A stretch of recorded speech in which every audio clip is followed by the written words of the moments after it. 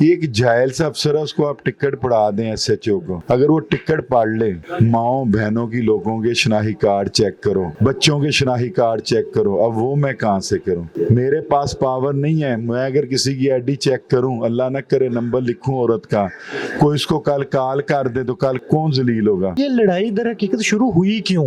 इतना ज्यादा मामला बढ़ा क्यों? इसलिए कि रिश्वत मांगते हैं, ली भी है इसने। अब 5 लाख की फटीक डाली है उसने, मैं नहीं 5 लाख दे सकता। तो फड्डा इस बात पे हुआ? फड्डा पैसों पर हुआ है। 8 लोगों के नाम पे आपने जो है ना वो टिकट इशू की, और वो लोग थे भी नहीं, वो थे। मेरी जान सबूत दे। ये वाली कार्रवाई सिर्फ आपके खिलाफ हो रही है या बाकी लोगों के खिलाफ? सिर्फ बजाश नियाजी के खिलाफ हो रही है। ये जनाब का इख्तियार ही नहीं है। अड्डे पर आकर मेरे सारे अमले को बाहर निकाल कर खड़ा कर दे, उनके आगे मेरी कंपनी की बदनामी करे और हमें जलील करे। अस्सलाम वालेकुम, आप देख रहे हैं टीवी टुडे और मैं हूं आपका मेजबान राहील मुआविया। नाज़रीन, सोशल मीडिया पर एक वीडियो बहुत ज़्यादा वायरल है कि न्याजी अड्डे के ऊपर पुलिस वाले मौजूद हैं और बजाज खान न्याजी साहब जो मालिक है न्याजी अड्डे के, वो और पुलिस एहलकार के दरमियान जो है ना वो तू तकरार हो रही है। और पुलिस का जो मौक़िफ़ है वो तो सामने आ गया है कि ये लोग जो हैं वो जो पुलिस ऐप बनी हुई है, जो ट्रैवल ऐप है, उसके ज़रिए से लोगों की एंट्रियाँ नहीं करते। और इन पर इल्ज़ाम ये है कि इन्होंने 8 आईडी कार्ड पे 50 लोगों को टिकट इशू कर दिया। लेकिन दर हकीकत मामला क्या है, इसके पीछे कहानी क्या है, इस पे जानते हैं। भाईजान अस्सलाम वालेकुम। वालेकुम। अच्छा, ये बताएं कि ये जो तू तकरार की वीडियो लोगों ने देखी है, ये तो अब बयान किया जा रहा है कि ये हुआ, पीछे मामला क्या है? मामला ये है, पहली तो बात, आपके पास पूरी रिपोर्ट नहीं है। आपने कहा जी 7 आईडियों पर पूरी, ये पुलिस का मौक़िफ़ है कि 8 आईडियों। मौक़िफ़ है, झूठा है। एक जाहिल सा अफसर है, उसको आप टिकट पढ़ा दें एसएचओ को, अगर वो टिकट पढ़ ले, ठीक है जी। तो दूसरी बात, बहस सिर्फ उसकी मेरी इस बात पर हुई है, वो कहते हैं जी माओ बहनों की लोगों के शनाही कार्ड चेक करो, बच्चों के शनाही कार्ड चेक करो, अब वो मैं कहाँ से करूं? वो तू तरा नहीं थी, वो मुझसे बहस कर रहा था। ठीक है, वो मुझे नहीं बोल रहा था, मैं उसको आगे से जवाब दे रहा था कि मैं नहीं कर सकता। ठीक है, मेरे पास पावर नहीं है। मैं अगर किसी की आईडी चेक करूं, अल्लाह न करे नंबर लिखूं औरत का, कोई इसको कल कॉल कर दे तो कल कौन जलील होगा? ठीक है। देखिए, हमने हर चीज देखनी होती है। माएँ बहनें हमारी जो हमारे से सफर करती हैं। सर, ये बताएं कि ये लड़ाई दर हकीकत शुरू हुई क्यों? इतना ज्यादा मामला बढ़ा क्यों? इसलिए कि रिश्वत मांगते हैं, ली भी है इसने। अब मेरे शेरे कोड लगे हैं। ये कितने दिन पहले ली? सर, ईद हुई है, ये हफ्ता पहले, ईद वाला दिन है। ईद वाले दिनों में ये हरकतें ऐसी करते हैं। लेकिन क्यों, इससे पहले एसएचओ था, बहुत अच्छा आदमी था, 2.5 साल रहा है, उन्हें मैं तंग नहीं किया। उससे पिछला भी था, वो भी ईद होती थी, लड़के बुलाता था, कहते यार सिक्योरिटी मजबूत कर लें। इनका काम है सिक्योरिटी पर नजर रखना। जब कंप्यूटर के अंदर आ गया लिखकर कि ये बंदा आपने जाके पकड़ना, तो इनका काम है पकड़ना, मेरा काम है पकड़ना। उनका जाहिर पुलिस का काम है। पुलिस का काम है। उसके बाद ये जनाब का इख्तियार ही नहीं है कि अड्डे पर आकर मेरे सारे अमले को बाहर निकाल कर खड़ा कर दे।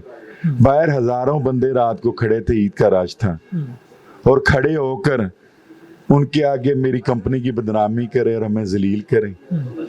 ये उसका हक है।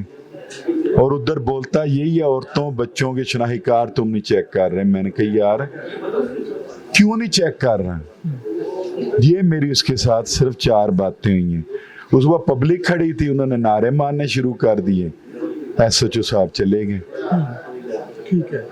तो ये चंद दिन पहले जो आपने उसके साथ मामलात किए थे, आप कह रहे हैं कि पैसे दिए थे, वो किस एवज देता है? सर जी, फटीकें डालते हैं, हम भरते हैं, मोहब्बत से डालें।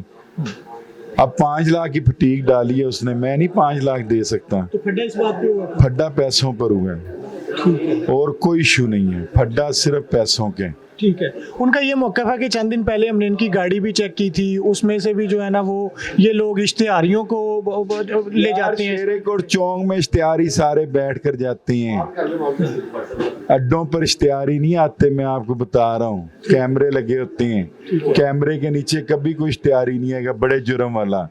अगर ये छोटे छोटे ये जो ताजरों के ऊपर छोटे पर्चे होते हैं, उनको ये थाने लेकर जाते हैं, 5,000 लेकर छोड़कर फिर वो हमारी बस में बैठ कर जाते हैं, तो उसमें हमारा जुर्म है, तो मैं फिर जुर्म मानूंगा।